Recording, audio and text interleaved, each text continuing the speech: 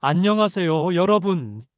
자, 오늘은 우리 할머니 댁 마당에 앉아서 구운 마늘 한 접시 앞에 두고 옛날 이야기하듯이 편안하게 건강 이야기 나눠볼게요. 우리 60대 넘어가면 하루하루 먹는 음식이 몸에 얼마나 큰 영향을 미치는지 새삼 느끼게 돼요. 오늘 주제는 마늘과 상극인 음식 세 가지예요. 마늘은 마늘장아찌로 먹어도 좋고 구워서 그냥 먹어도 꿀맛이에요.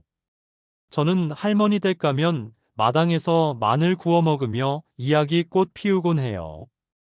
근데 이 좋은 마늘도 어떤 음식과 같이 먹으면 효능이 떨어지거나 심지어 몸에 부담이 될 수 있대요. 예전에 우리 할머니가 마늘은 이거랑 같이 먹으면 안 좋다 하시던 게 떠오르네요.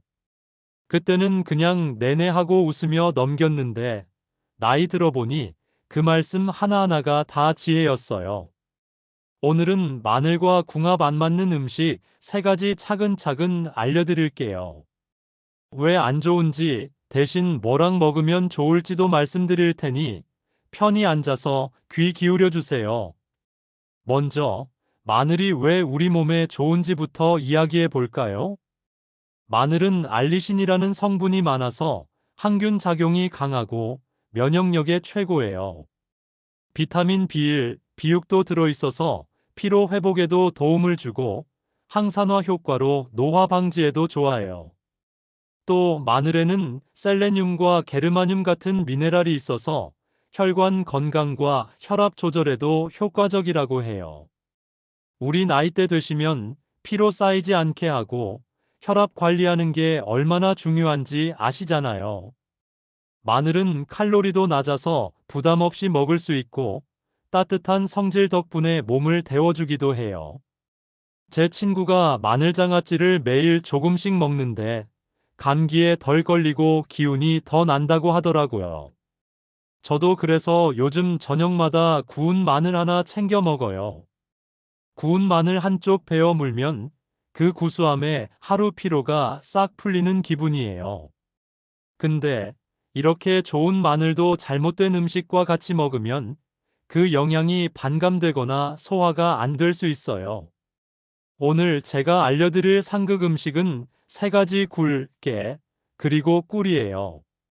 하나씩 차근차근 설명드릴게요. 첫 번째 상극 음식 굴. 첫 번째로 마늘과 상극인 음식은 굴이에요. 굴은 굴탕이나 굴전으로 먹으면 입맛이 살아나잖아요. 저도 굴철 되면 굴국 끓여서 가족들이랑 나눠 먹곤 해요. 근데 마늘과 굴을 같이 먹는 건 피해야 해요. 마늘의 알리신 성분이 굴의 철분과 미네랄 흡수를 방해해요. 굴은 철분이 풍부해서 빈혈 예방에 좋지만 마늘과 만나면 이 철분이 제대로 흡수되지 않고 소화도 부담스러워질 수 있대요. 특히 우리 나이 때는 빈혈이나 소화 건강에 신경 써야 하니까 이런 조합은 조심해야죠. 예전에 제가 마늘장아찌 먹고 굴탕 먹은 적이 있는데 배가 묵직하고 소화가 안 되더라고요. 나중에 한의사분한테 물어보니 마늘의 알리신이 굴의 미네랄을 묶어버린 거래요.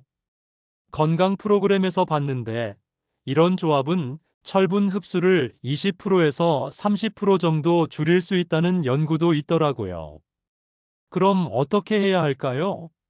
굴은 따로 드시고 마늘은 다른 채소나 곡물과 같이 먹어요. 예를 들어 시금치나 현미는 마늘과 궁합이 좋아요. 제가 좋아하는 레시피는 마늘 시금치 나물이에요. 시금치 한 줌 데쳐서 마늘 두 쪽 다져 넣고 간장 한 작은술, 참기름 한 작은술로 무쳐요. 매콤하고 고소해서 소화도 잘 돼요. 이거 반찬으로 먹으면 속도 편하고 기운도 나요. 여러분도 한번 해보시고 건강 예방해 보세요.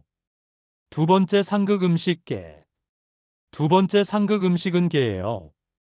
게는 간장게장이나 양념게장으로 먹으면 생각만 해도 입에 침이 고이는데요. 저도 게장 좋아해서 가을에 게장 한 통 사다가 가족들이랑 나눠 먹곤 했었어요. 근데 마늘과 게를 같이 먹는 건 피해야 해요. 마늘의 따뜻한 성질과 깨의 차가운 성질이 충돌해서 위장에 부담을 주고 소화불량이나 복통을 유발할 수 있대요. 마늘의 알리신이 깨의 단백질과 반응해서 독소가 생길 수도 있다고 해요. 우리 나이 때는 위장이 예민해지니까 이런 조합은 조심해야죠.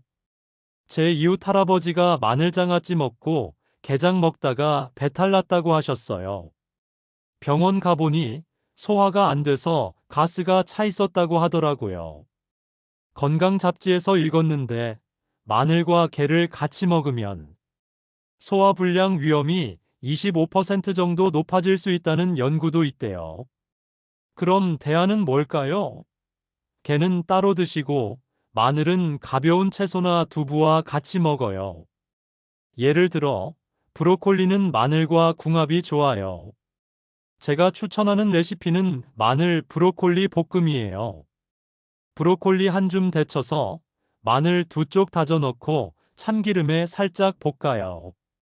매콤하고 고소해서 소화도 잘 돼요. 이거 반찬으로 먹으면 속도 편하고 기운도 나요. 여러분도 시도해 보시고 건강 예방해 보세요. 세 번째 상극 음식 꿀. 마지막 상극 음식은 꿀이에요. 여러분, 마늘 구워서 꿀에 찍어 먹는 분들 계시죠? 저도 꿀 좋아해서 구운 마늘에 꿀 살짝 발라 먹으면 달콤해서 기분이 좋아지곤 했어요.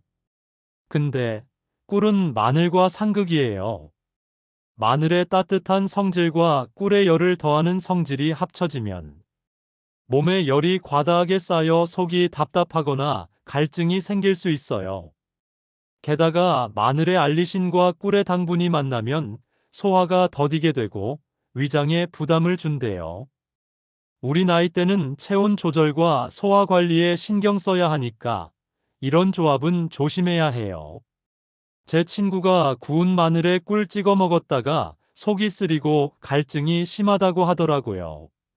한의사분이 그러시는데 마늘과 꿀을 같이 먹으면 열이 쌓여 소화불량이나 염증을 유발할 수 있대요.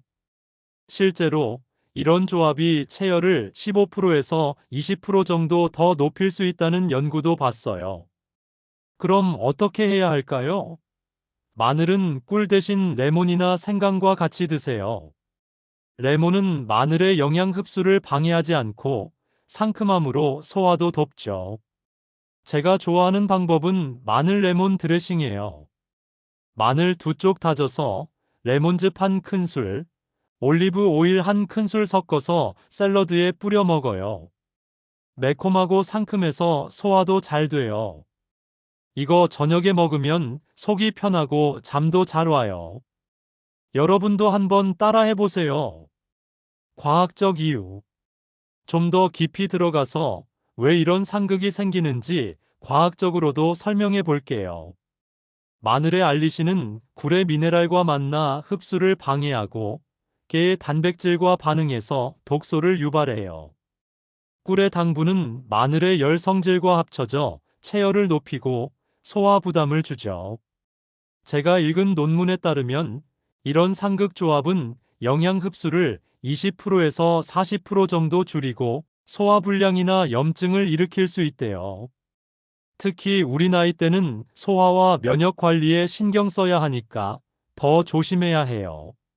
제 한의사 친구가 그러는데 마늘을 제대로 먹으면 면역력과 피로 회복에 큰 도움이 된대요.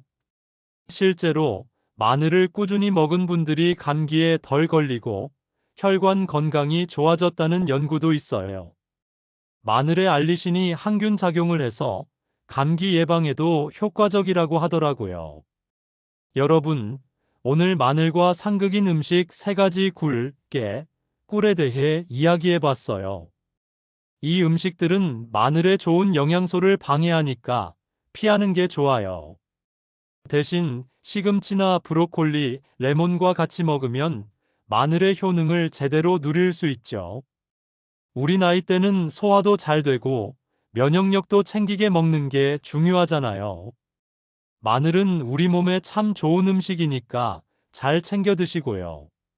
제가 알려드린 레시피 꼭 한번 따라해 보세요. 건강 챙기시고 늘 행복하세요. 안녕.